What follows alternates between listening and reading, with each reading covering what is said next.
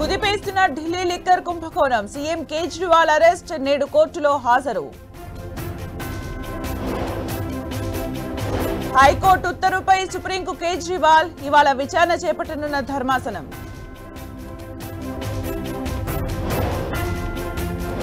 మూడో జాబితాను రిలీజ్ చేసిన కాంగ్రెస్ తెలంగాణలో మరో 5 స్థానాలకు అభ్యర్థులు మల్కాజ్గిరి పార్లమెంటుపై సీఎం రేవంత్ రెడ్డి ఫోకస్ ప్రణాళికబద్ధంగా ప్రచారం నిర్వహించాలని ఆదేశం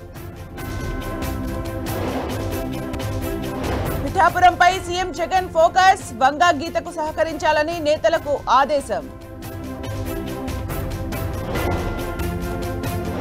ఎన్నికల వ్యూహాలపై చంద్రబాబు పవన్ చర్చలు ఉమ్మడి మేనిఫెస్టో ప్రచార సభల కోసం ప్లాన్ 9 మందితో తమిళనాడు లోక్సభ అభ్యర్థుల ప్రకటన చెన్నై సౌత్ బరిలో తమిళిసై కోయంబత్తూరు నుంచి అన్నామలై సుప్రీంకోర్టుకు పతంజలి క్షమాపణలు తప్పుదోవ పట్టించే ప్రకటనలు ఇవ్వమని హామీ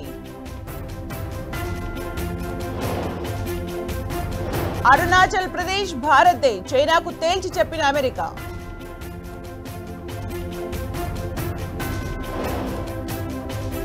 ఎన్నికల వేళ ఏపీలోకి భారీగా డ్రగ్స్ బ్రెజిల్ నుంచి విశాఖకు మాదక ద్రవ్యాలు తుపాకీతో ఇంట్లోకి చొరబడ్డ దుండగులు శివంగులై తరిమికొట్టిన తల్లి కూతుళ్లు నేటి నుంచి ఐపీఎల్ పండుగ సిఎస్కే ఆర్సీబీ మధ్య తొలి సమరం